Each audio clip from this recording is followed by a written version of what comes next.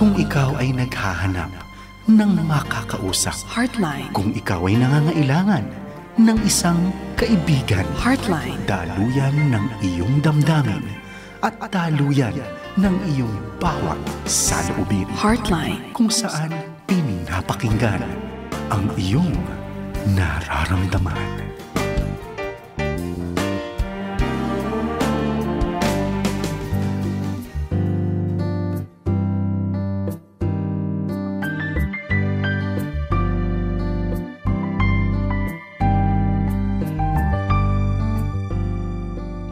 Magandang gabi po sa inyo. Welcome po muli dito sa Friday edition ng Heartline. And it's February 7. Naku, praise God, nakapasok na tayo sa panibagong month uli. At ngayon ay malapit na ang month ng, andito na, malapit na ang Valentine's Day. It's just around the corner by next week. And natapos ang January, baka akalain nyo. By the grace of God, naka-arouse tayo sa January. Ayan, nakaraos tayo ng dalawang New Year. Yung Happy New Year ng January 1 at saka Chinese New Year noong January 29. Wow! Talagang ang dami-dami mga nagaganap. At nawa sa mga programang ating ipinapakinig sa inyo ay magkaroon tayo ng patuloy na pagpapala, hope, at pag-ibig. Ayan, don't forget pag-ibig. Malapit na. Mga nag-iibigan dyan, hilahin nyo na ang inyong mga silya. Uy, yung kapitbahay mong meron dyang kaibigan na nililigawan, sama mo na dito. Yung mga nag-iibigan dyan na magjowa, ayan, join na. Kayo din, ng mga sweetie pie dyan sa mga mag-asawa. Eto ang inyong programa. Isama nyo na rin yung mga nagkakalaguyo dyan, yung mga suspetsa nyo dyan na merong may kabet. Ayan.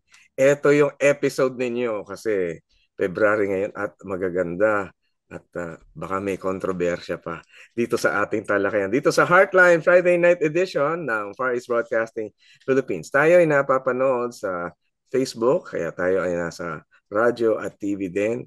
At sa inyo na mga nakikinig, tuloy-tuloy lang ang pagpapala, tuloy-tuloy din ang pag-deliver ng questions sa amin. At kami ay tuwan-tuwa sa inyo, sa inyong mga pinadalang tanong. Mga mag-asawa, get ready. Mga magkarelasyon, nako, get ready lalo. Ayan.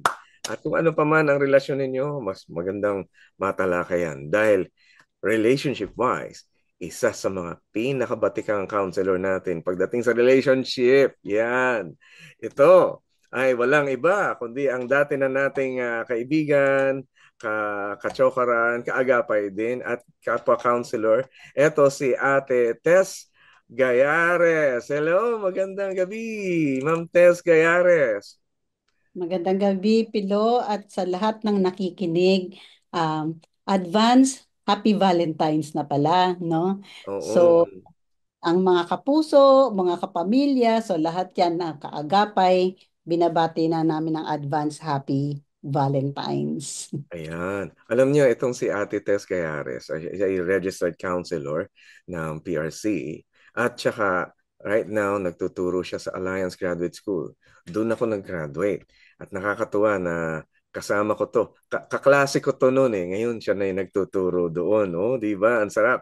And guidance counselor siya sa Calvary Christian Academy. At also sa Bahay Sibol Orphanage Children's Home.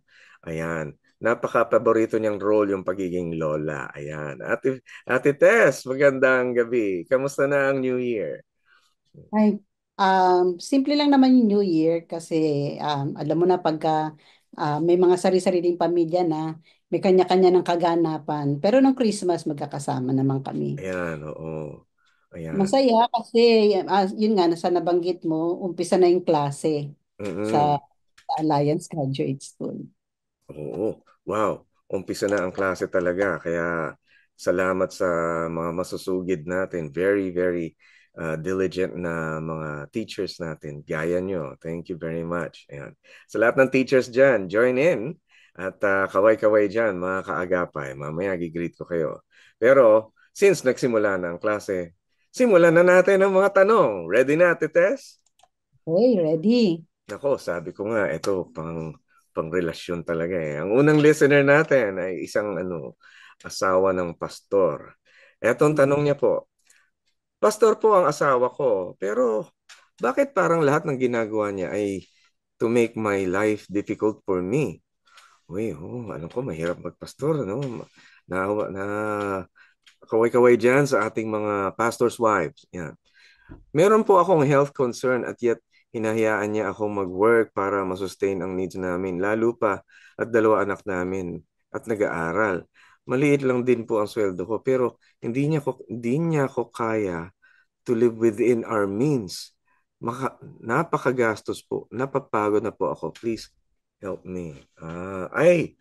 Ma'am Tess, common ito. Maraming pastor ang salat, ang hindi rin mayaman. Kaya madalas, ang nagiging inaasahan nila ay yung may bahay nila.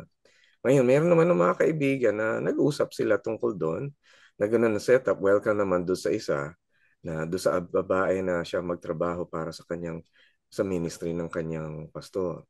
Pero lalo ngayon, malakas ang demand sa church, malakas ang demand sa mga ministry. Naku, mukhang kailangan natin talagang talakayin ito, no, Ma'am Tess. Sige nga po. Paano Oo ba nga, tayo no? dito? Siguro tong pastor's wife na to, sobrang lungkot nung nararamdaman niya na Mm, parang nag-iisa siya sa mundo. Ah, oo. ang naisip ko lang, siguro kung merong mang asawang ganito, bibihira naman. Yung talagang intentional na pahihirapan ka. Kasi parang Oo. sinabi niya, parang ginagawa niya ang lahat to make my life difficult. Parang intentional ang dating para sa kanya. Mm, So ang naisip ko, kasi konti lang naman yung information na binigay, mm, napag-usapan kaya nila, nabanggit niya kaya o naipaliwanag kaya sa asawang pastor na ito yung pinagdadaanan niya. Kasi parang hindi tugma yung pagkilos nung asawang pastor dun sa kung ano lang yung kaya nung oo. sweldo ng asawa. So ang unang tanong doon, napag-usapan ba? Mm, Naipaliwanag niya ba? Baka naman kasi dahil baka nahihiya din siyang sabihin o mm, mabanggit ng maayos na ito na pala may health concern ako na kailangan i-attend din pero ako lahat ang kikilos. So ang maganda sana doon kung maipaliwanag sa kanya kung ano yung risk in case mm, yung health concern niya hindi ma-address yon. Paano kung di na siya makapagtrabaho? Di mm. lalong walang support yung family. Oo So nga they need eh. to talk about it. Mm. Alam niyo, naaawa din naman. Siguro, tama kayo, Ate Tess. Baka hindi naman intentional yung pastor. Dahil kasi, mahirap ang buhay ng pastor eh. Minsan, ayaw niya naman talagang magamit yung resources o ayaw niya naman talagang yung sitwasyon ng kanyang asawa at gagawa niyang paraan para matulungan ang asawa niya. Kaya lang, iba ang buhay ng pastor at iba ang expectation ng mga church sa kanila. Yeah. Alam niyo Mm-mm. ba, kayod kalabaw na pastor, eh, inaano pa, pinahihirapan pa rin mga church mismo. Ano.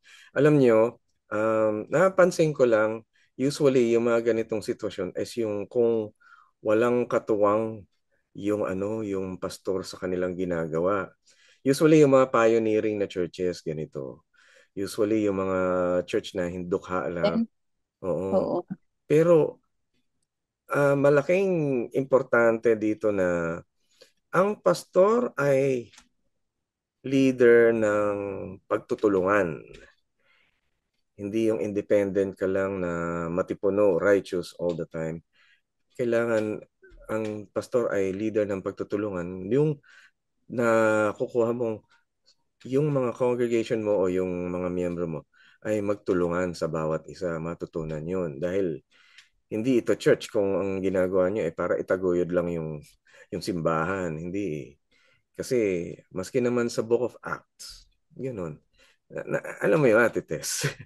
Yun, di ba? At saka priority din ng kahit ng asawang lalaki na Mm-mm. suportahan yung Oo, pamilya, yung di ba? pamilya, oo. That's one of the qualifications of a righteous leader na yung Mm-mm. bahay mo, yung tahanan mo muna ang suportado mo o matibay. Pero Mm-mm. kapag ganito, ang baka kailangan lang ipaalala dun sa asawang pastor yung kalagayan nila. Mm. Ako napansin ko, yung mga tao, ang mga pastor na kaya nang i-let go yung kanilang responsibilidad doon sa church para sa kanilang pamilya, biglang may umuusbong na mga leader. Mm. Kasi talaga, sa group, sa komunidad ng Kristiyano, merong tumutulong talaga. Imposibleng wala. Dahil kapag walang tumayo doon, ay hindi dapat maitaguyod yung church na ganun. Parang kumakain lang. Ganun, hindi maganda. Parang umaattend lang para masabi may church. Pero ang church ay talagang nagtutulungan para dun sa may saluhan. Tayong mga komunidad, nagsasaluhan tayo. Tayo nga mga magkakapitbahay, magkakaopisina, nagsasaluhan tayo ng ating mga kasakasama dyan. Kaya sana ganun din yung church. Yung mga pioneering, naiintindihan natin. Pero tulungan natin ang ating mga church, sa ating mga pastor. Sana maunawaan na ang importante at prioridad niya ay pamilya, yung kanyang asawa din talaga. Importante yun. Yun. No? Ano kaya, Ate Tess, kung nag-part-time si pastor, okay lang ba yun? Hindi naman siguro. Basta hindi lang masasacrifice yung talagang yung function niya sa loob ng simbahan. Naisip ko rin nga kung baka kung merong supervising church sa kanila, Mm-mm. baka pwede din na makahingi rin sila ng tulong na parang mas magpaliwanag sa Oo, sa kanila. congregation. O Oo. Ayan. kapag Diba? Pagka may matulungan din. supervising, meron din maghalili, meron din magano, Mm. ipadalang katulong niya na magpasto. Ayan. At sana meron doon sa church ay meron mga taong tataguyod nun. Pero under these circumstances, ako Ma'am Tess hindi ko lang kung ano tingin mo sa... Pagka kunwari nagpastor ako, iwan ko church ko para sa asawa ko. Yun. Hindi dahil alam ko ang church ay hindi naman papabayaan ng Panginoon. Hindi ako tingin ko lang, ewan ko kung tama kayo sabihin niyo sa akin, hindi pastor eh. Counselor tayo eh, life coach tayo. Ayun. So, ayun, sa tingin ko, andun yung kumpiyansa na, Lord, kapag hindi ko kaya, alam ko meron kang ihahalili sa akin. Ganun. Meron, ano may ganun eh. Si Moses naman ganun din eh. Alam niya may tatawagin ng Lord para sa halili sa kanya. Ganun. Alam ng Panginoon yun. Tatayo, titindig at titindig ang simbahan. Yes. Mm, Ano, iyon ay institusyon ng Panginoon. Yeah, oo. Kaya yun, sana magkaunawaan tong mag-asawa na to, magkatulungan para sa kalusugan ng wifey, tsaka yung maayos din na buhay sa kanilang pamilya. Mm. Ayan. May isa pa tayong question, sabi ng ating listener. Good PM po. Ask ko lang, medyo nababurden po kasi ako sa nabasa ko noon sa cellphone ng asawa ko. Mm. Uy, cellphone. Meron kasi babae na nag-I love you sa kanya. Oh, baka pinsan o baka tiya o nanay. Pero sa sent items, wala naman reply ang husband ko. Okay. My husband said, kaibigan niya daw yun at nagulat siya kung bakit sinabi ng babae yun sa kanya. Hindi po kasi ako kumbinsido sa explanation niya. Parang nawala tiwala ako sa kanya. Ayoko kasi ng ganitong feeling na walang tiwala sa kanya. What will I do?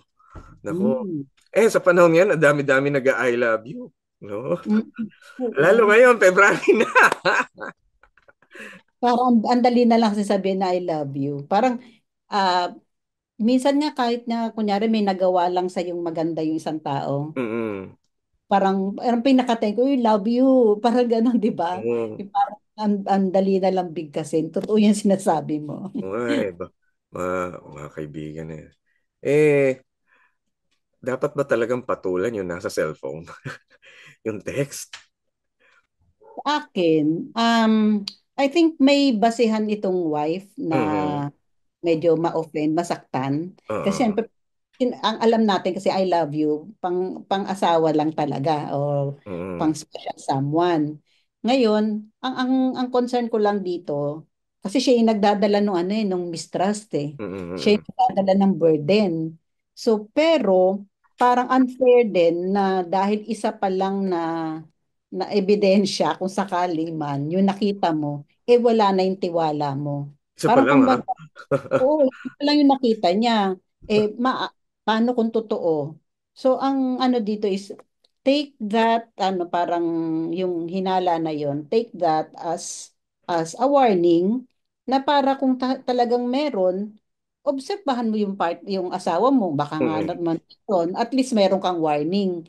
Kasi sa Pero kung totoo, wala naman.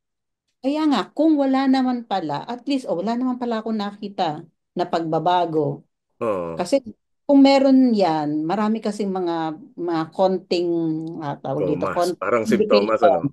o sintomas, Ah, like nagpapabango na, ayan. at iba na style, alam mo yun, merong ka ring mapapansin. Pero kung baka naman talagang mahilig lang mag-I love you yung kaibigan eh. Pabango, baka deodorant lang yan. Baka nagbe-deodorant na siya. Kasi ano, parang ang ano agad ko, parang isa pa lang naman yung nakita mo at hindi mo pa napapatunayan. Oo, wag Parang naman. unfair Wag naman. namang jump kagad. Sunggab Hmm. kagad. Isa pa lang. Parang ano, false alarm naman. Baka naman mag-post. Pero Yeah, oo Pero nga. alam mo, Ate Tess, sa totoo lang ako naranasan ko. Kasi nagwo-work din ako sa secular company, sa isang korporasyon na kung saan may mga iba-ibang mga uri ng tao doon. May mga taong iba yung kanilang kultura, iba yung kanilang pananampalataya, iba-iba talaga. May tao doon, may babae na talagang gusto kang asarin o kaya gusto kang lokohin. Hoy sasabihin niya, mamayang gabi, guguluhin ka namin doon sa asawa mo ha, ganito. Hmm. Magsasabi ako, I love you, mga ganyan. Okay. Sasabihin namin, may iba kang asawa. Sasabihin ko, naku, huwag kayong maggawa ng ganyan, ha? Huwag kayong gagawa ng ganyan. Bawal sa batas yan, ha? Bawal yan. Minsan may mga naglolokohan naman talaga. Kalokohang malaki. Usong-uso ngayon, Naku, hindi, baka ginawa dito sa asawa ng caller. Ay oo. na, no? Ayun, meron din naman sa church, meron din naranasan ako sa church na yung babae naman talagang mahilig mag I love you.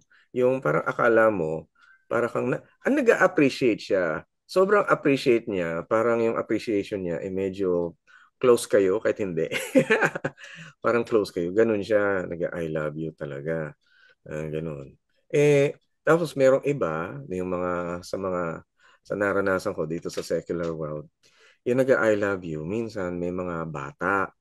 Yung mga bata, nag-I love you sa isang lalaki na matanda dahil tingin nila tatay.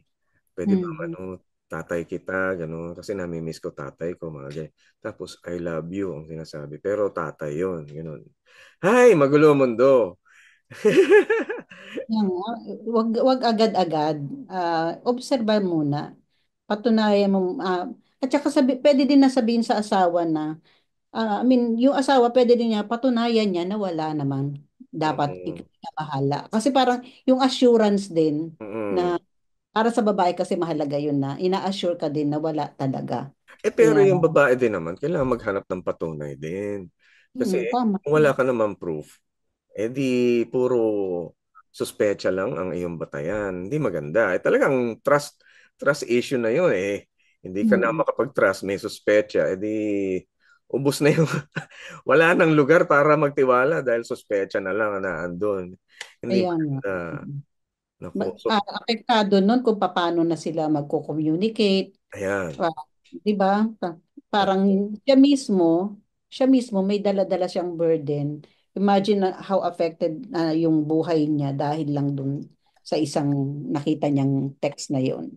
Opo, talaga. It's a very, very difficult thing. Ayun. Ayun. Kaya bantay-bantay din mga kaagapay ha. Huwag masyadong sunggab, huwag masyadong magsuspecha kaagad-agad. Mawawala ang tiwala sa suspecha. Naku, huwag suspecha ang ipairal na espiritu, kundi pag-ibig pa rin. Ayan. Love is in the air. Ayan. Paano ba mahalin ang isang tao na palagay mo mayroong parang kabet o ano. Pero alam mo, Ate Tess, meron akong counseling. Ang na-counselan ko yung kabet. Yung Mm. kabet na natalo. yung na yung nabalik yung asawa and bumalik yung pag-ibig dun sa tunay na asawa. Pero siya yung Mm. babaeng kabet. Ang sabi niya ganito, natalo ako nung kanyang asawa dahil kasi mas naging mapagmahal yung asawa niya, mas naging mapag-aruga yung asawa niya, mas Mm. naging nagbigay ng pagtitiwala kahit alam, parang nung naramdaman niya, siya pa nga, dinidisciple siya mismo nung asawa, yung tunay na Oo. asawa, dinidisciple pa siya, kahit alam na kabit na sila, ganun. Ganun. Ang ano, sabi ko, wow, ang tibay ng puso. Grabe. Kaya yun nga sasabihin ko, grabe, grabe naman talaga ang lakas ng Oo. pagtitimpin niya, no? Kaya bumalik yung Hmm. tunay na asawa ay binalikan nung tunay na lalaki na asawa niya rin. So, bumalik, iniwan si Kabit. Ganun. Hmm. Pero grabe talaga, ibang klase. Parang naalala ko yung nasa Bible. Ganun din ang sinasabi ng Panginoon sa Bible. Eh. Na kayo, naghanap kayo ng ibang Diyos ninyo, sabi niya sa ano, sa I think sa Isaiah or sa Hosea. Yun. Kayo naghanap kayo ng ng ibang Diyos ninyo. Bakit hindi niyo ako balikan? Ganun ang Panginoon. Patuloy siyang mapagpala upang bumalik ang mga Israelita sa kanyang Hmm. pagiging Diyos, Ama, Asawa, at ang talagang ganun ang kanyang pamamaraan. Grabe. Wow! Sarap mag-Valentine's. Next week, gusto mo atetes. Hindi. Wala na yung ka-Valentine's ko, iniwan na ako eh. Oo, sad. Oy, mga kaabagapay, yung iniwan na yon, hindi ibig sabihin kung sumakabilang bahay. Oh, Makabilang buhay. makabilang buhay na yon. Siyempre, Aking ano, dearest. oh, mga kaagapay natin dyan na mayroong mga nami-miss ngayong Valentine. At kung sila ay naandun na kay Lord, yan, pagpalain kayo, ang alaala sa kanila ay maging masaya dahil, siyempre naman, pag naalala sila, gusto naman natin maging masaya dun sa pag-alaala sa kanila, no? So, happy Valentine. Advance! Advance happy Valentine. Ako, magandang Valentine gift ang tiwala, Ate Tess. Yes, yes, Tiwala yes. is the best gift. Ayan, sana magawa natin lahat para, yung ano, di ba, Ate Tess, pagka pinagtitiwala mo isang tao, nakukonsensya siya na gumawa ng masama.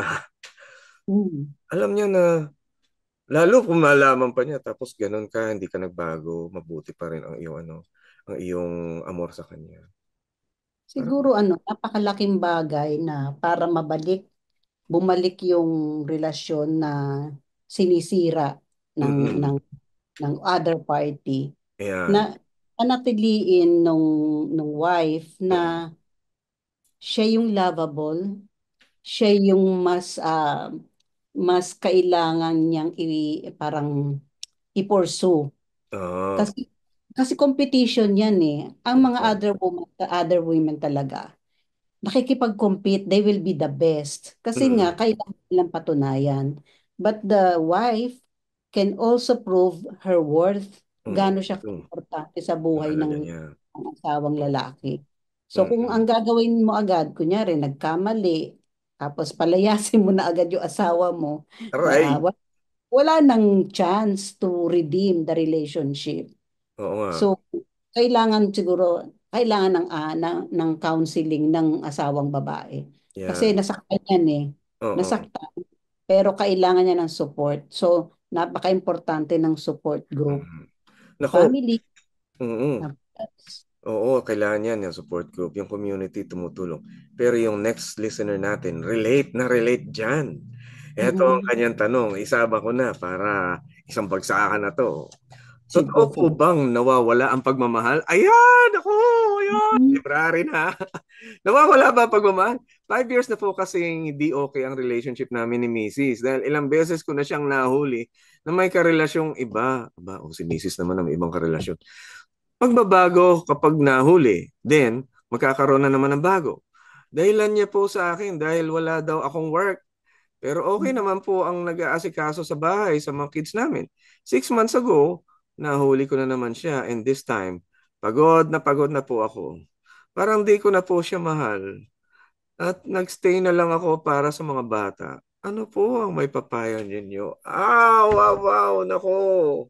Sakit-sakit Aga pa nun. eh, nako.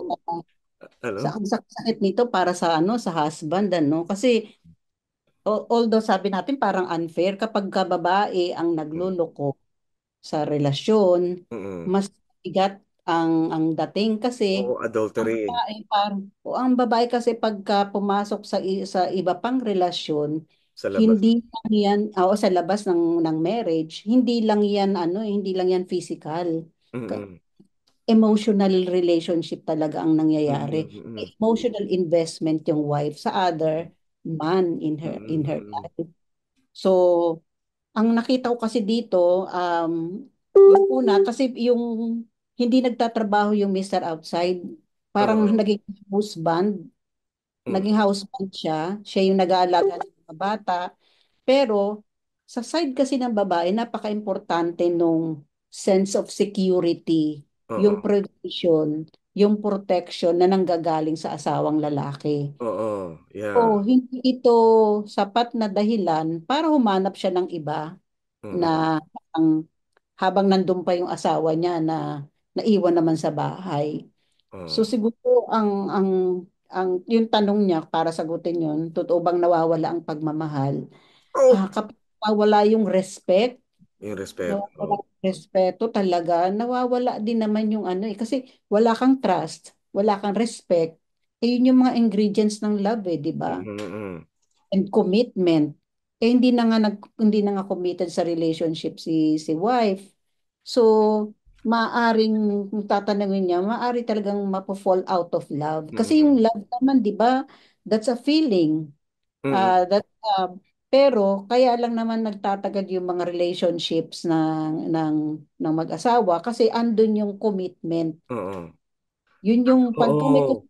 kahit meron ng mga maling ginagawa, pero committed kayo sa relationship ninyo, Mm. it may you can work it out. Mm. Pwede palagi. Tingin ko na na-burn out itong babae, naghanap ng mayayakap, makakapitan, taong nakakaunawa sa kanyang kalagayan. Ako parang yung pastor kanina. Baka naghahanap itong babae ng taong naiintindihan na ang hirap ng sitwasyong hindi siya pinoprovidean, hindi siya... Dahil sa totoo lang, naintindihan natin at disenyo talaga ng Diyos na yung babae ay dapat mag-aruga sa kanyang Mm. kalagayan dahil siya yung nabubuntis. Siya yung maraming nararamdamang sakit-sakit. Siya yung nagkakaroon ng menstruation. Siya yung nagkakaroon maraming sensitive parts sa katawan. Siya yung madaling manghina dahil weaker sex talaga ang women. They need comfort. They need strength. They need someone na talagang nag-aaruga sa kanila. At merong security nga. Tama ka, Ate Tess. Kailangan. Yung lalaki, kaya ang tungkulin naming mga lalaki talaga, i-secure yung aming mga asawang babae. Kailangan ang tungkulin namin talaga yung kami yung mayroong tibay ng loob, tibay ng lakas ng katawan para bunuin yung mga masasakit na ginagawa ng mundo. Iba-iba yung mundo. Ano ko, Ma'am Tess, ang mundo ngayon, ay, nako. Kung hindi ka iniinsulto, pinupolitika ka, binubuli ka pa, at kung ano-ano mga panghahamak, minsan, babrasuhin ka pa, mga ganun. Mga bagay na ganun, panlalaking trabaho yun, panlalaking gawa nyo. May mga magsasampa ng kaso sa'yo, may mga taong gagawa ng mga issue para sa'yo, para matanggal ka trabaho. Ang hirap noon kung tutusin, mas gusto ko yung lalaki na ang gagawa ng haharap ng ganun kaysa sa babae dahil yung babae, kapag pinulitika mo na, naku, kukunin yung weakness niyan. Ang dali-dali para sa babae na, oy, para hindi ka matanggal sa trabaho. Ayan. Mm. Doon ka sa kwarto. Ayan. eh, ano Ah, gagawin ng babae? Madali, madaling matrete ng babae. Pero mm. lalaki, ganon, liga, liga, lapit ka. Lumalaban. Talagang merong kakayahan, merong katawan ang lalaki para lumaban. Pero yung nanay, yung babae, may katawan para protektahan yung kanyang pamilya. Kaya damay yung emotion na yun. Siguro, pagka nagpalit talaga yun ng role, ang hirap. Nahihirapan ang babae. Mahirapan pareho. Yun. Siguro, yun, sa tingin ko, ano palagay mo, Ate Tess? So, ang tanong nga dito, ano ang may papayo ninyo? Mm. Siguro ang isang may papayo ko, dapat maghanap na talaga ng trabaho si husband. Mm. Para si Mrs. Mm. bumalik naman sa tahanan. Oo. Kasi kaya na-expose si Mrs. sa labas eh, kasi ang daming temptation talaga sa labas. Mm. Totoo yung sinasabi na parang kailangan kailangan mong ilaban araw-araw yung sarili mo. She Mm. needs protection. Baka hindi natin alam kung ano sitwasyon niya doon sa trabaho niya eh. Oo nga Bakit eh. ang daming naging karelasyon? Hindi natin alam kung anong trabaho niya talaga. Sige, Ah, alam nyo, Ate Tess, dito sa pinagtatrabahuhan kong corporate world, maraming babae doon. Maraming babae dahil sa sobrang hirap at pagod ng trabaho. Dahil tensionado, very stressful yung work. Call center, BPO. Night shift pa ma. Dahil sa sobrang pagod talaga. Pag uwi nila, ang usual complaint, uwi ako, pagod na pagod ako. Wala man lang akong, hindi man lang ako tinira ng pagkain.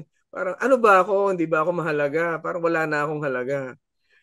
At tapos pagdating sa opisina, may mga tao doon na hindi naman niya asawa. Ibang klase mag-care. Halika, dito ka na, alaga. Ay, patay! Nako, hulog! Ang daming kasi, papol! mm, Andun. mga pa-full ah. Oo, ang daming papol doon, tapos ayan, bibitin eh. Kaya, sa labas, dami-dami doon, nagre-resign dahil kasi niloko lang pala, iniwan, Mm. nagre-resign dahil, ano, na humaling sa nahila ng kalamnan at kung ano pa man. Ay, nako. Pero relate na relate din diyan ito pang isa pang listener natin Sabi niya, si Mister po ay lumaki na salat sa buhay. Ngayon na lang po lumuwang ang buhay dahil nakapagbarko siya. Pero ang tindi ng insecurities niya. Ayaw niya na mahigitan siya ng ibang tao. Lagi din siyang nagsiselos. Despite na inassure ko siya. Paano ko po siya matutulungan pa? Ay Mm. nako.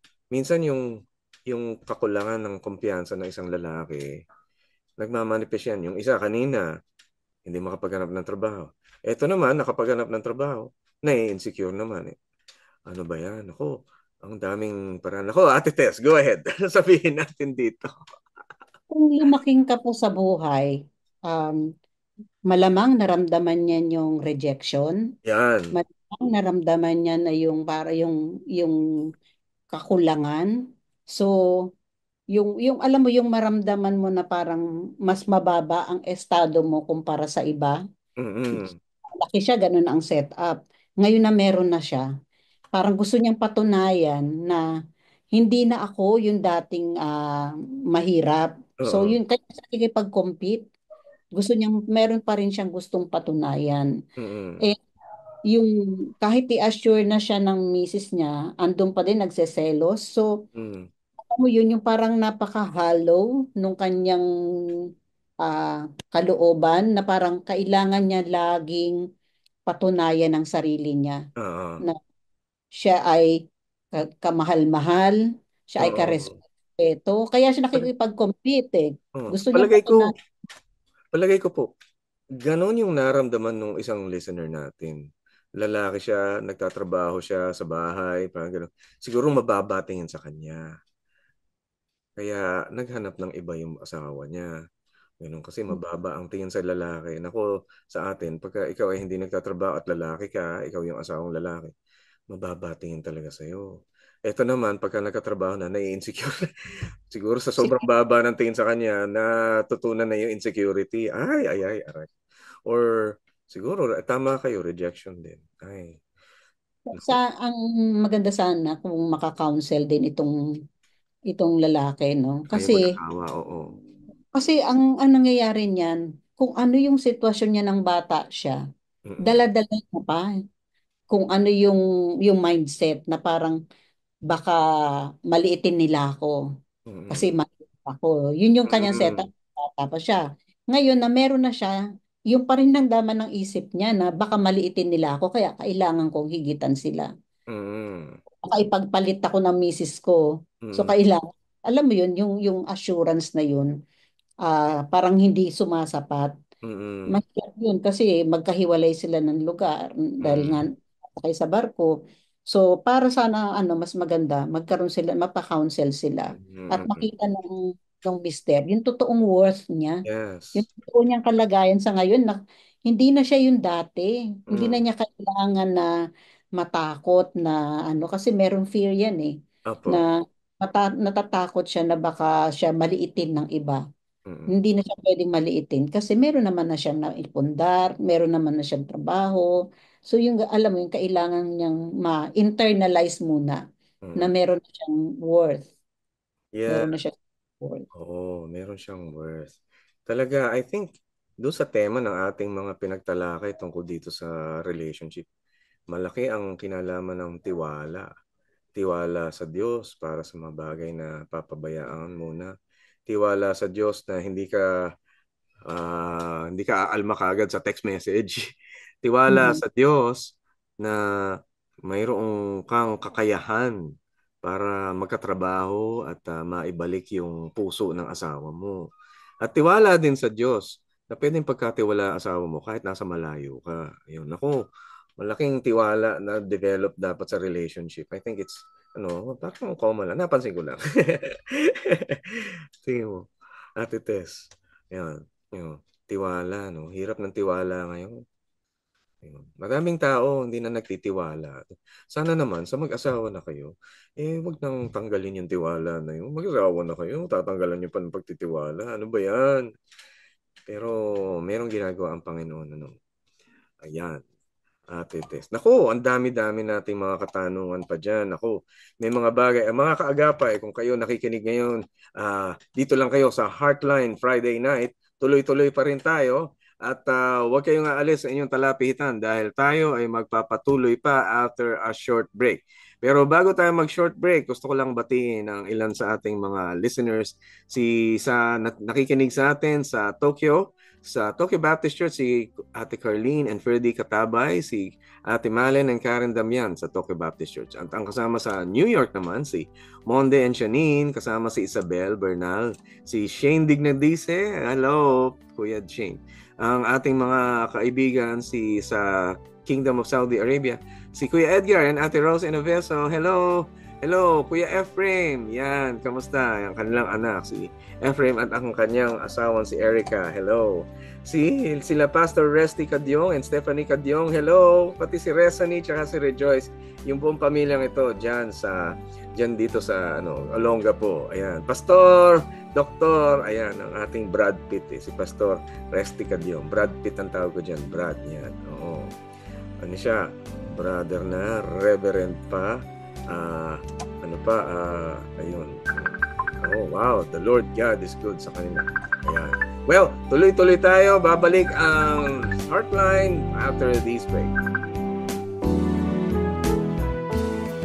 Heartline, kung saan pinapakinggan ang iyong nararamdaman.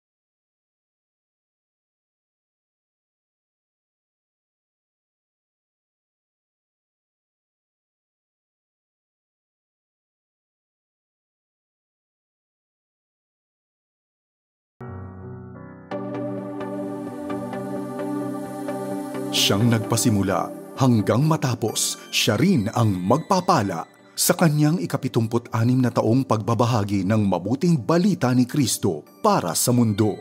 Ito ang Far East Broadcasting Company Philippines. Sa Mindanao, 1062 DXKI, your friendly voice, Coronadal City. 1116 DXAS, your community radio, Zamboanga City. 1197 DXFE, the Good News Radio, Davao City.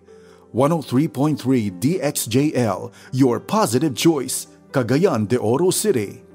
106.9 DXGR, Radyo Gandingan, Cotabato City. Sa Visayas, 1233 DYVS, Sweet Voice of Salvation, Bacolod City. Up 987 DYFR, life-changing Cebu City.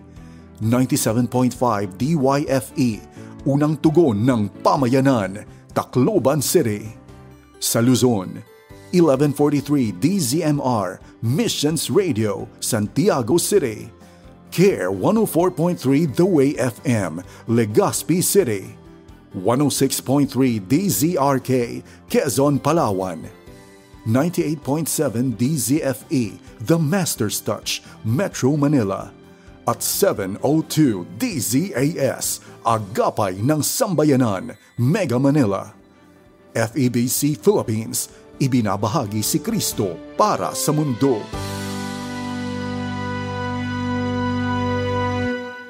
Heartline, kung saan pinapakinggan ang iyong nararamdaman.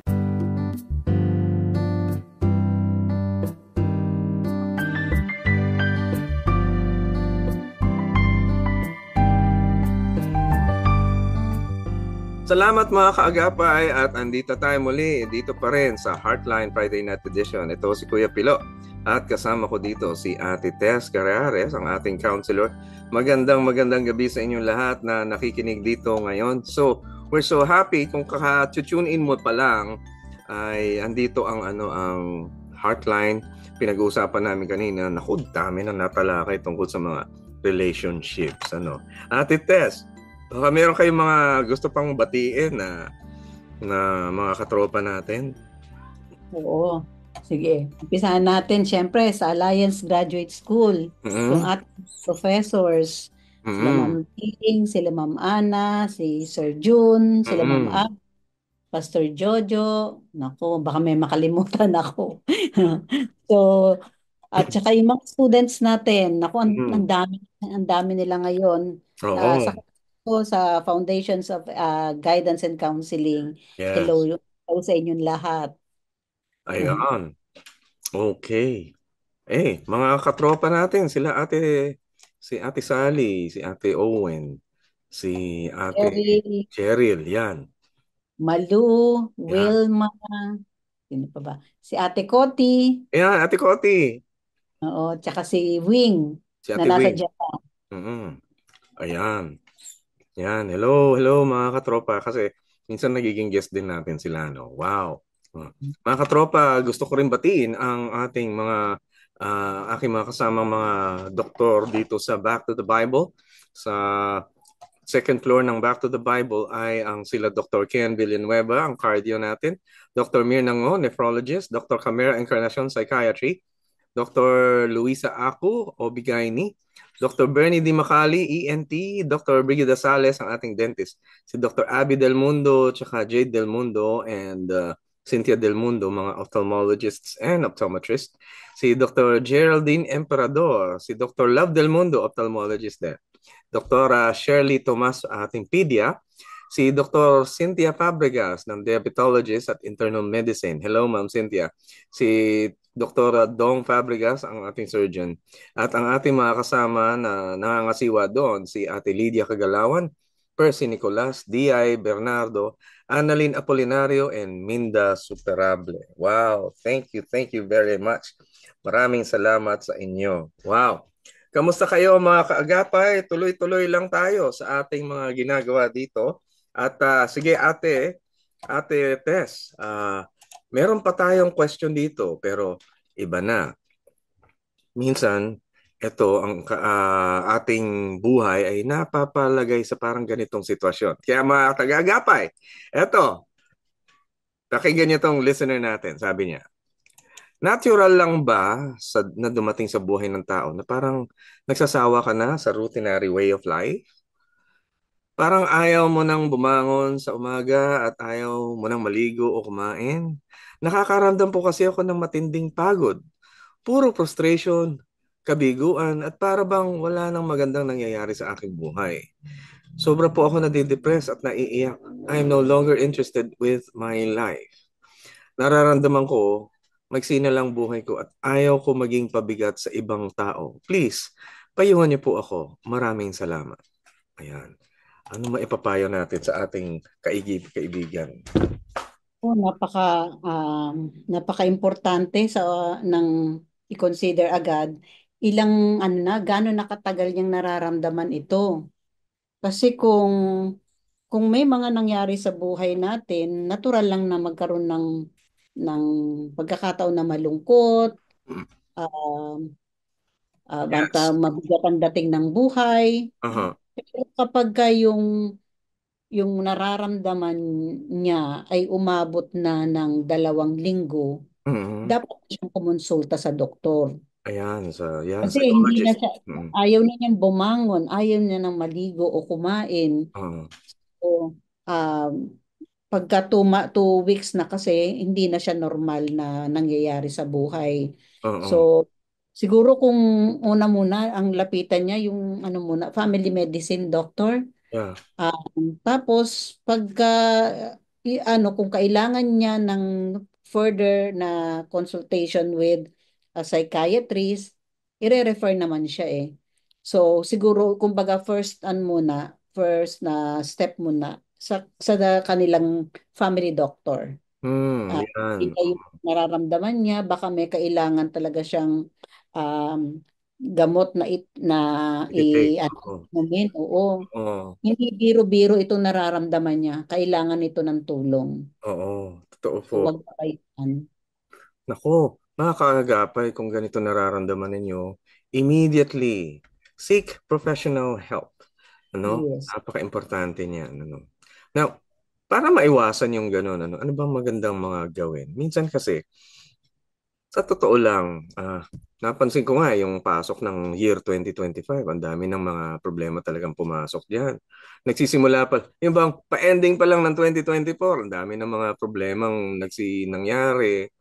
Yan, daming mga disaster, ang daming mga threat ng violence, ang daming mga, ewan ko ba, mga giyera, rumors of wars at kung sabihin nga nila, no? And then, nagkasunog sa California, then kung ano-ano pa nangyayari dito sa West Philippine Sea, yan. Mas madaling ma-frustrate ang mga tao ngayon. Pero, meron tayong panlaban eh. Meron tayong panlaban eh. Ano kaya? Ano yung maganda at pinakamabuting panlaban natin, lalo na sa ating mga Pilipino? Patungkol sa mga frustration ng buhay. Yan. Ganda yan. Siguro sa akin importante pa rin yung basic eh. Balik talaga back to the basics. Tamang pagkain, tamang haba ng tulog, Tamang tulog. exercise, Oo. nasisikatan ka ng araw. Malaking mga factors yan eh na Mm-mm. kapag ka nakakaramdam ka na ng parang nanghihina ka at punong-puno ka na ng kabigatan sa buhay. Pero isa pa din importante din, kailangan meron kang kausap. Yan. Kasi isa sa pinakamatinding ginagawa ng depression is isolation. Yan. Kapag Oo. isolate mo na yung sarili mo, hindi ka na nga bumabangon, hindi ka na naliligo, mas lalo siyang bumibigat ng bumibigat yung dalahin na Mm-mm. lahat naman ng tao dumadaan talaga sa ganitong mga kabiguan. Sabi nga, may kabiguan, merong mga problema, Mm-mm. hindi na iiwasan eh. Nangyayari talaga. Opo. Pero Oo. kapag haharapin yung kabiguan, doon makikita yung kailangan mo bang mag-suffer, kailangan mo bang ah, ah, pahirapin palalo yung sitwasyon. Kung hindi mo haharapin, hindi mo lalabanan Mm-mm. yung nararamdaman mong kabigatan. Yeah. Kumbaga, hanap ka ng solusyon sa pinagdadaanan. Mm. Patunayan, oo. Pagka talaga mahina ang katawan, mahirap magsabing, ay, kaya ko to. Kung mahina Mm. ang katawan, hindi mo pwedeng makaya yun. Pero pagka lumakas ang katawan mo, kain ka mabuti, tulog maayos, magpahinga, mag-exercise para may stretch-stretch, mas Mm. madaling tignan ang problema. Hindi ka na di-discourage kasi meron kang tibay, meron kang lakas para bumangon, para gawin ang mga dapat na i-maintain sa buhay, and then makakasolve ka talaga ng problem. Yan, that's just a very, very basic thing. Ay, maganda yan. At siguro, dagdag ko na rin na patuloy tayong manampalataya sa Panginoon. Sa mga lugar na hindi natin kayang desisyonan, yung mga bagay na akala natin, tayo, mga Pilipino, marami pa rin naniniwala ngayon sa malas. Alam niyo yun? Parang malas na buhay, mukhang ganito na lang buhay ko ba talaga? Pero hindi naman totoo yun. Baka feeling lang dahil hindi mo naman talaga sigurado. Bukas makalawa. Ang Diyos na naglikha sa'yo, hindi ka bibitinin. Hindi ka iiwan na nakaganyan lang ang buhay mo. Imposibleng hindi magkaroon ng pagbabago. Mayroong mabuting pagbabagong parating. Dahil dinisenyo ng Diyos ang buhay natin na ganun. Ba, ang ganda-ganda ng pagkakalikha ng katawan natin eh. Saka kapag ka negatibo yung pananaw mo sa buhay, yun din ang hahanapin mo eh. Parang kumbaga, negative na yung pananaw mo sa buhay, ang makikita mo talaga puro negative. Oo. Pero kapag ka napuno ang ang puso mo ng gratitude, Mm, ng salamat, yung parang salamat po at ako po ay gumising ngayong umaga. Alam mm. mo yun, nagising ka pa ngayong araw na ito, nagpasalamat ka na. Napakagandang pag-uumpisa sa umaga yon. Yung Yan. and humility na meron kang hininga, meron kang buhay na para Yan. sa akin. Mm, oo. Nakakatulong din yun. Tapos, Mm. yung palang pag-exercise, the more that you use your muscles, may nasisikrit na mga happy hormones. Yon. Kapag ka nag-exercise, may advantage ka na agad na panglaban sa depression. Yeah. So, stretch tayo dyan. Stretch. Ayan. Stretch tayo, mga kaibigan. Yan, yan. Taas ang kamay. Yay. Ayan. Kaway-kaway. Ayan. Mga kaagapay. Ayan. Well, naisip ko lang to, no? Yung negative na pananaw. Parang yung sa relationship din. Madaling makita yung pangit sa mga taong galit ka. Pero kapag mahal mo yung tao, binubuksan mo yung utak mo dun sa positibo tungkol sa kanila. Yung mga magaganda nilang katangian. Kahit na nag-away kayo, naisip mo, uy, naalala ko yung time na pinakasalan ko siya. Yung mga mabubuting katangian niya, kaya ako siya inalala, ganun. Ayan. Ay, makipagbati na ako. Yan. Wow! Ang sarap nito, February month. Ang Pero, Valentine's ka na talaga, Pilo, ah. ngay, dapat nagpula pala tayo, no? Ikaw Susunod, nagpupula. sasabihin ko ng kulay. Oo nga, susunod. Ito naman, relationship din. Sabi to ng ating listener, nasaktan po ako ng isang tao para pong napaglaruan ng feelings ko. Ba, ano kaya sabihin nun? Pinutol ko po ang communication ko sa kanya unless work-related. Siguro sa trabaho ito. Wala po akong nare-receive na sorry mula sa kanya. Paano po ako makaka-move forward? Walang sorry. And everyday ko siyang nakikita. Oh, ano to? May Ito utang yung, na baka 50,000? ito yung, di baka ito yung mga nagpapa-fall. Ayan, nagpapa-fall dyan. Ako. Laruan ang feelings, parang napaasa, Mm-mm. ah, asa, tapos hindi naman pala. So, Mm-mm. nasaktan siya. So, sa akin kasi, hindi natin kontrolado yung gagawin ng ibang tao. So, para asahan mo na mag-sorry siya sa'yo, Mm-mm. paano kung hindi siya yung taong marunong mag-sorry. So, nakabitin ka na naghihintay ng sorry. Oo nga. Pero kung dahil ikaw ang kontrolado mo lang yung sarili mong isip, sarili mong damdamin, sarili mong Mm-mm. kilos, siguro ang maipapayo ko rito, hanapin mo ano yung leksyon doon sa nangyari sa inyo. Mm. Kung kunyari, nakita mo na, ay, nagpa-fall ito, yung pala, hindi pala totoo yung Oo, pinakikita fake niya sa pala. akin. O fake love pala. So, pwedeng sabihin niya na, sa susunod, kailangan pala mas maging careful ako bago ako maniwala, bago ako mag-invest ng emotion ko sa Ay, isang oo tao. yan. Totoo yan. Totoo So, yan. ngayon, pagka nakuha na niya yung leksyon na yun, then mag-focus siya kung paano niya i-improve yung sarili niya. Sabi nga, the the smartest revenge is when the other person saw you as more successful, Mm. mas maganda, mas smarte, mas magandang ano yun, 'di ba? Kaysa magmukha siyang kawawa kasi hindi natuloy yung feelings na ininvest niya, hindi natugunan. Mm-mm. So, para mas maganda na parang improve niya yung sarili niya, pakita niya yung worth niya talaga as a person. Oo, yeah. Improve ang sarili. That's good. Oo. Nako, naalala ko nga yung isang case na ganyan sa opisina, yung hindi nagbabatian, nag-iiring, hindi sila nag-ano, papansinan, pero magkakasama sila. Magkatabi lang ng upuan eh. Magkatabi mo lang, tapos hindi kayo nagpapansinan. Sabi ko sa kanya, maging masaya ka. Kasi nakakahawa yung saya. Yung saya na yon, minsan ma-awkward sila. Hindi ikaw ang dapat ma-awkward dahil nagiging masaya ka naman. Gawin mong maganda ang buhay mo para ma-inspire yung ibang tao na maging masaya din sa buhay nila. At makikita mo, unti-unti na lang, unti-unting mababago ang sitwasyon. Either mawala na siya sa buhay mo dahil hindi niya ma-take yung saya mo, or maengganyo mo siyang maging magkabati kayo uli. Yun.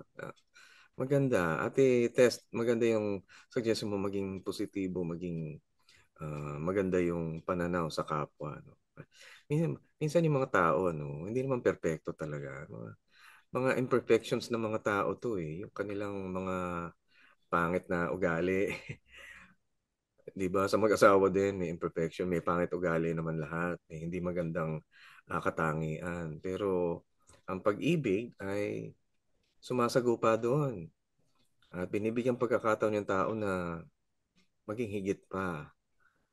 Kumbaga, kung mahal mo tao, bibigyan mo siya ng chance lagi na get better always. Be open for the improvement that a person can become.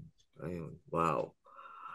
I love this. Naisip ko nga, baka din miscommunication din eh. Baka nag-assume din siya ng feelings. Baka mamaya isa parang friendly-friendly lang talaga, pero sa kanya na-misinterpret din Ganun, nung ganun naman yung mga yan eh. Friendly-friendly pero love-love talaga. Tapos biglang baback out. Ay, friend lang pala. Ayun. Ganun. ang masakit. Oh, nako, mga kaagapay, mga young people diyan ha. Huwag pa fall, huwag pa fall at huwag mananakit ng kapwa. Bad 'yun, no? Ang tunay na pag-ibig hindi nananakit. Ayan. Woo! Ayan, next one ang ating kaagapay, sabi niya. Yung kapatid ko po, in and out siya sa rehab due to addiction sa drugs. Sa amin siya ngayon humihingi ng financial help para ma-provide ang needs ng family niya. May pamilya yung drug, yung na-rehab. May 3 kids siya, pero walang nakikitang pagbabago sa kanya. Nagagalit siya every time na hindi ko siya nabigyan ng pera. Ano po ang maipapayo niyo? Ay, alam mo Ate Tess, meron akong kapitbahay dito na addict siya doon noon. Tuwing nakikita ko, pare, pengi naman pang Yossi. Pare, pengi naman pang Toma. Mga ganun. Sabi ko, bigyan kita ng pera, pero hindi Toma ito ha. Hindi ito pang Yossi. Mga ganun. Ganun. Hanggang dumating, nung nabinibigyan ko, tapos puro Toma na naman. Ayun, sabi ko, ay wala na. Hindi na bibigay sa'yo. Sa Christmas ka na lang mag-antay. Binibigyan ko na siya na hindi na pera, gifts na lang. Tingin mo Ate Tess, what do you think about this? Ang hirap talaga na mayroong rehab patient sa bahay. Mhm. Nakikita natin na kaya siya na-encourage kasi meron talagang nag-enable. Ayan, Like, enabler. enabler parang Pakipaliwanag po. pag enabler ka, kumbaga meron na siyang tulad nito, drug dependent, nagpaparehab pero walang nakikitang pagbabago. So every time na may need siya, may sumasalo. So Mm, yun yung sinasalo mo kung ano yung dapat na responsibilidad. Kaya pinababayaan naman nitong drug na drug dependent before. So ang sabi niya, nagagalit kasi every time hindi niya mm, nabibigyan. mm, To exercise tough love, para matutunan din nitong kapatid mo na tumayo sa sarili niyang paa mm, at ma-motivate na talagang magbago para doon sa 3 anak niya. Kailangan mo ding ipakita sa kanya na hindi mo responsibilidad yung mm, kanyang pamilya. So magagalit siya, oo.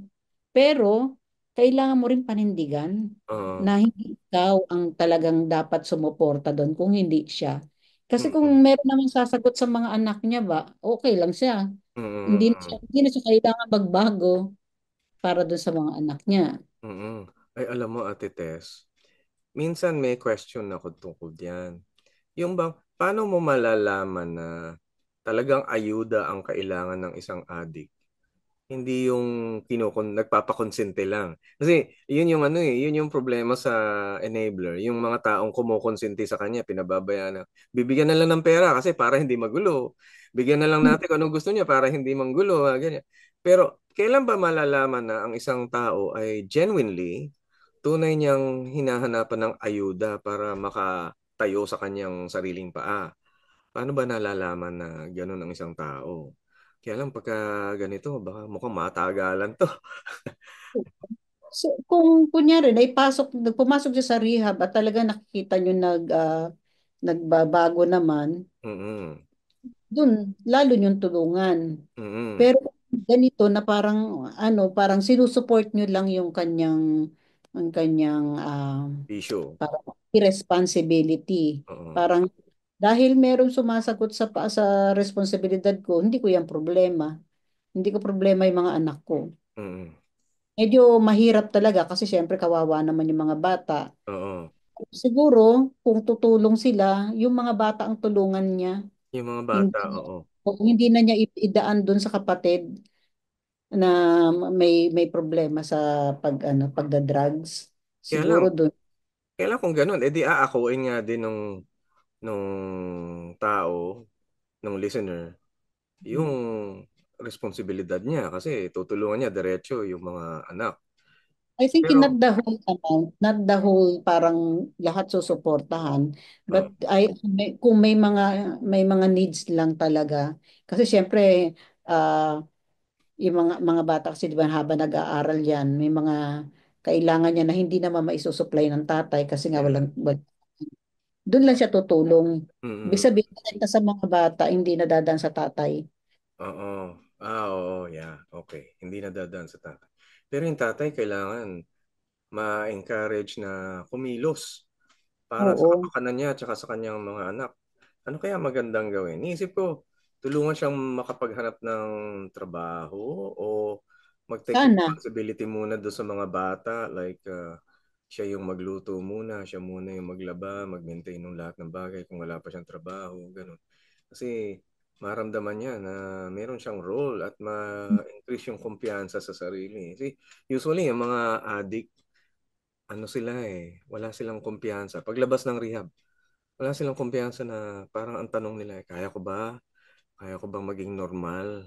Eh, hindi naman ako tanggap na normal dito sa labas. Ganun. Siguro kailangan ipa-counsel nila tong kapatid. Oo. Kasi ang ang pagkakaintindi natin sa addiction kasi escape. Yeah. Meron siyang pinagdadaanan na mabigat na bagay, mabigat na issue sa buhay, at ang napili niyang pagtakas doon ay yung pagda-drugs. Oo. So, kailangan mo nang ma-resolve kung ano yung issue niya para magkaroon siya ng resistance doon sa paggamit ng drugs. Amen. Yeah. Kaya Oo. siguro sa pwede niyo lang i-explore na instead na bigyan kita ng pera, pakapa-counsel kita Mm-mm. para mas umayos yung buhay. Parang, Kaya naging effective yung pagkilala sa Diyos eh. Kasi pagka kinikilala mo ang Panginoon, meron kang nagpapasukob ka sa mabuting otoridad ng Diyos. So ibig sabihin, hindi ka gagawa ng bagay na ayaw ng iyong Diyos. At ang gagawin mo lang ay yung nasa kautusan ng Diyos upang maiayos ang iyong buhay. Kaya lang, alam niyo, may mga adik na talaga makulit. Gusto yung sariling paraan o mas komportable sa sariling paraan o parang iyon yung alam niya. Pero kailangan talagang magbukas na sa pananaw niya, dapat siyang magpasukob sa mabuting patakaran. At yan ay nakukuha doon sa salita ng Diyos, mabuting patakaran ng Panginoon para sa kanyang buhay. Naku, malaking bagay ito, Ate Tess. Wow, ang sarap. Now, ito siguro yung ating last question na, no? Sabi niya, ang ating listener sabi, lesbian po ang sister ko. Pero ngayon po ay may ka-live-in na siyang gay. Parehas po silang cross-dressed. Magka-opposite sex na po ba sila? Tama po ba ito? Mukhang iniisip niya, pwede naman pakasal mga to. Ay, naku mga kaibigan! pwede na legally, 'di ba? Pwede na silang magpakasal. Sa Kaya batas, oo, merong, oo, tatanggapin ba ng tanggap. ng simbahan na pupuntahan nila yung naka-cross-dress pa sila? Yun Baka simbahan ang magiging question ngayon. yan Pero ang yung mag-decide nun. pero yung batas, dahil nasapat yung batas sa batas kasi dapat magkaiba ang sex. Parehong isang lalaki, isang babae ang pwede Oo. magsama. Hindi babae sa babae. Yung may nabalita ngayon ng Thailand, nag-ano na, same-sex marriage na sila. Nako, wag tayong magpaganon sa ating kultura. Ayun. Pero eto nga, ang tanong ng ating listener, ano ba? Okay na ba? Parang ang pagkakaintindi ko, okay na ba yon? Okay na ba yung Ah, siguro, madaming based kontrobersya to, sigurado. eh. Tingnan na tayo. Ah, based sa dahil nga opposite sex naman sila, so legally, pwede, okay na siya. Tama na yon, ano. Pero, dahil nga yung kanila sigurong orientation, yung kanilang sexual orientation, medyo Mm-mm. ah, nagiging aligned din doon yung pagtupad nila ng kanilang roles Mm-mm. bilang asawa. So, sino ngayon sa kanilang dalawa, yung lesbian ba ang tatay yung lalaki at yung Mm-mm. gay ba ang tatay yung nanay sa relationship? O Mm-mm. yung usapan nga, paano kung mabuntis? Ah, Mabubuntis si lesbian. Ah, Tapos siya pa rin ba ang magtatrabaho at yung gay ang nasa bahay, o dahil siya yung mabubuntis, siya yung magiging mommy, siya na ngayon ang nasa bahay para alagaan o mag-nurture, kasi yun ang role ng mommy, 'di ba? Mag-nurture. Tapos si daddy ang dapat na mag-provide ng pangangailangan. Mm-mm. Alam mo, Yung Ate ay Tess, Paano sa, nila gagawin yun? oo nga, yun yung magulo na parte. Ano? Paano nga kung nabuntis na yung lalaking role, tapos ang sino ang tatayo na babaeng role? Ay, ang gulo. Pero alam mo, sa batas, Ate Tess, ang sinusunod natin ay ito, may apat na bagay tayong dapat alalahanin. Una, ginagawa at pinapahintulutan ng ating lipunan yung one, nasa batas. Kung ito'y nasa batas, dapat gawin. O yun. Ikalawa, ito'y nasa cultural norm. Ibig sabihin, nasa kultura natin. Norm ito sa ating kultura. Ito'y galing sa paralegal training. So, yung norm sa kultura ay dapat sinusunod din ng ating mga lipunan. Dahil meron tayong normal sa kultura, nagkakaroon ng kaayusan at katahimikan ang ating lipunan dahil sinusunod natin kung ano yung nasa kultura natin. At sigurado naman, hindi natin kultura yung sirain natin kung ano yung mga roles natin. Sa Western, ganun. Sa atin, hindi natin gustong sirain yung ganun. At meron tayong kalayaan dapat na gawin yun. Hindi dapat i-criticize yung ating ganoong kalayaan na i-practice ang kultura natin. Ikatlong bagay ay nasa rason. Reasonable ba yung ginagawa nito? Yan, tinitingnan ng batas kung reasonable ba yung ginagawa ninyo, yung kasunduan yung yan. Reasonable ba na ikaw ay provider, ikaw yung magbibigay ng magtataguyod ng pamilya, pero pagka nabuntis ka, oh, parang pagka titingnan naman ng ibang tao, parang mukha naman yatang hindi angkop. Yan. And then, andun din yung pang-apat, yung orderly. Ito ba ay nasa order? Ito ba ay nasa tamang pagkakaayos ng ating lipunan? Dahil hindi ka lang pinakasal ng sa sarili mo lang. Kaya ang batas, kapag sinabing kakasal ka, kailangan may celebration, mayroong mga taong nagsigada. Kailangan public yan, publicly ginagawa. Hindi yan secret wedding. Public yung wedding na yan para damay yung buong komunidad. Kinikilala, hindi lang kinikilala yung pagiging mag-asawa nyo, kundi kinikilala mo rin yung shared values noong community. Ganoon ang talagang espiritu ng batas doon. Kaya sa akin Ate Tess, hindi dapat na mag-change ng roles. Kung lalaki ka, lalaki ka. Babae ka, babae ka. May kaayusan doon. May rason doon. At meron doong mabuting kultura na ipinabigay sa atin ng ating mga ninuno. Ba't mo kailangan baguhin yun?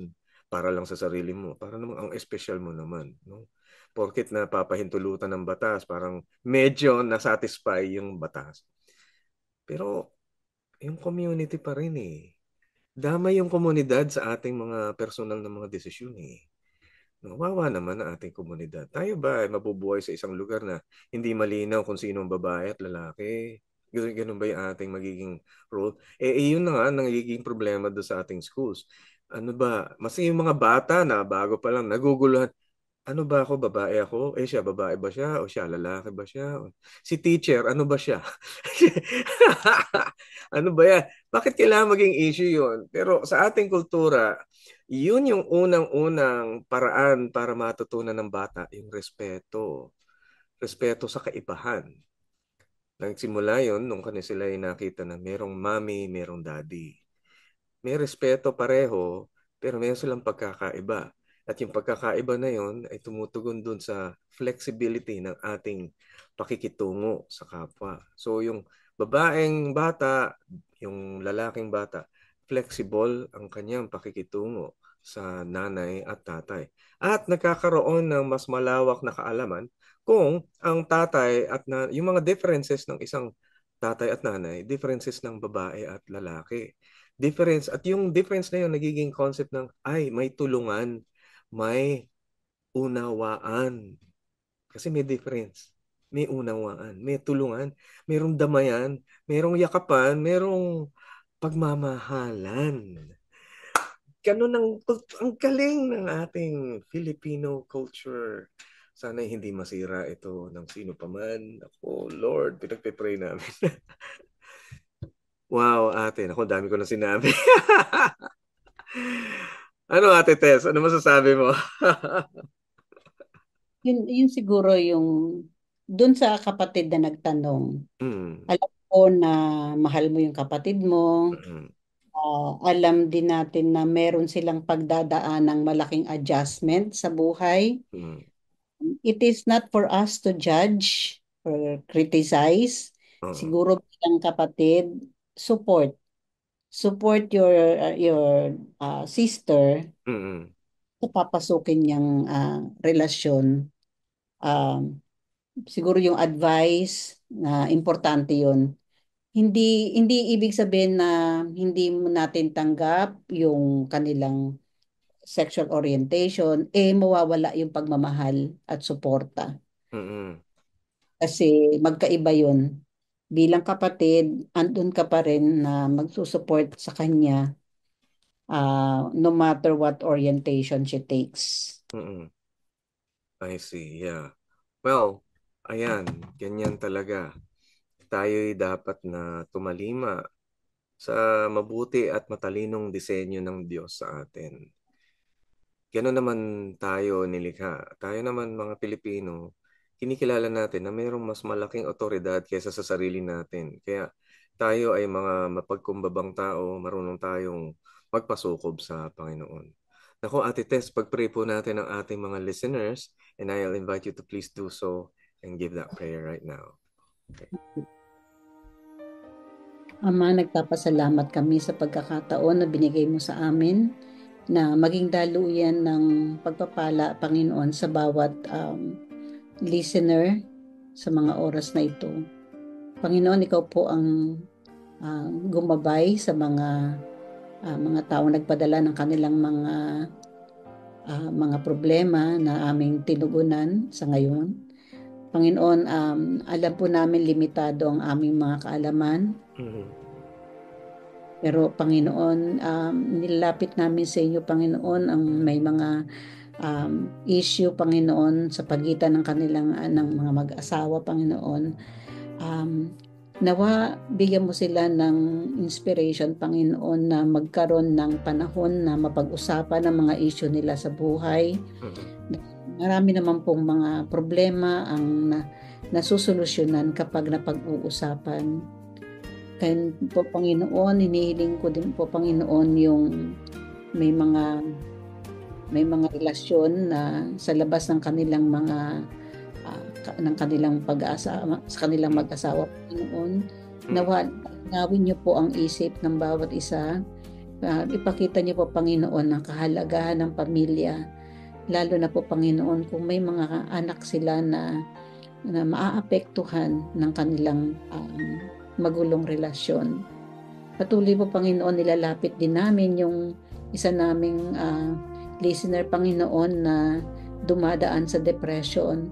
Panginoon, palakasin mo po ang loob niya na humingi ng tulong sa doktor, sa mga kamag-anak, at pakita niyo po sa kanya, Panginoon, yung value, Panginoon, ng buhay. Ganon din po yung isa pong naming listener, nasaktan, Panginoon, pakita po sa kanya yung kahalagahan niya bilang tao, Panginoon, na hindi nakasalalay kung ano man ang iniisip ng ibang tao. Ang mahalaga, Panginoon, ay ang kanyang relasyon sa iyo, Panginoon. Patuloy, Panginoon, na ibuhos mo ang pagpapala sa bawat isang taong nakikinig sa mga oras na ito, Panginoon, maging sa amin ni Pilo, Panginoon, sa aming mga pamilya. Ikaw po ang patuloy, Panginoon, na gumabay at magpayabong, Panginoon, ng aming mga buhay, Panginoon. Yes. Ipitalangin namin sa pangalan ng Ama, ng Anak, at ng Espiritu Santo. Amen. Amen. Praise God. Ate Tess, thank you very much for being a very, very wonderful guest. Kung sakali po na merong gustong magpa-counseling sa inyo, tumatanggap po ba kayo? Online or on-site o paano po? Online lang tayo. Okay. Paano po kayo kontakin or anyway, paano magpa-appointment sa inyo? Siguro doon na lang sa messenger account ng Tess Gayares. Tess Gayares, Messenger sa Facebook. Ayun. Set ng appointment doon. So, ibig sabihin, hindi doon ang counseling. Doon lang yung appointment. Doon yung appointment. Ayan. Yan. Mga kapatid, mga kagapay, kung gusto niyong makakuha ang counseling services ni Ate Tess Gayares, yan po ay available sa Facebook sa kanyang account na Tess Gayares. Ayan, makikita niyo na kaagad yun. Ayan. Ako, Ma'am Tess. Ako, salamat na marami po sa inyong pag-permit ng invitation na to. Maulit po sana. At talagang advance Happy Valentine sa inyo, Ma'am Tess. Pati kay Cedric. Tsaka sa inyong mga anak na may ka-Valentine din. Lahat sila may pamilya na at may mga apo na ako sa bawat isa. Ayan. Ay, oo. Thank you very much. Well, gusto kong pasalamatan din ngayon sa pagkakataong ito ang mga kasama natin sa Bukawi Transmitter site dahil sila ang tumutulong sa atin para makapag-broadcast. Kaya salamat sa mga kaagapay natin sa Bukawi, sila Prodtech Nat Peralta, Benjo Morano, Reggie Villena. Sa RTV team, sila Eileen Valdez, Wen Balatukan, Angelica Calayag. Ating engineer, sila Engineer Nads Pagador, JB Tabua, Chris Molino, Michael Lopez at Kayla Escalante. Thank you very much sa inyo. Natuloy pa rin ang pagsiservice para tuloy ang PCAS, ang airing na Heartline every Friday night. Ayan, salamat po sa inyong lahat mga kaagapay. Salamat po, Ate Tess. Walang naman. Salamat mga kaagapay. At tayo po ay patuloy na nagbo-broadcast under ng Far East Broadcasting Philippines at napapakinggan tayo dito sa AM Radio 702 DZAS at tayo po ay miyembro ng kapisanan ng mga broadcasters ng Pilipinas. Pagpalain po kayong lahat sa inyong mga ginagawa pang araw-araw. God bless. May God's blessing be upon you too. Sige po. Bye. Heartline, kung saan pinapakinggan ang iyong nararamdaman.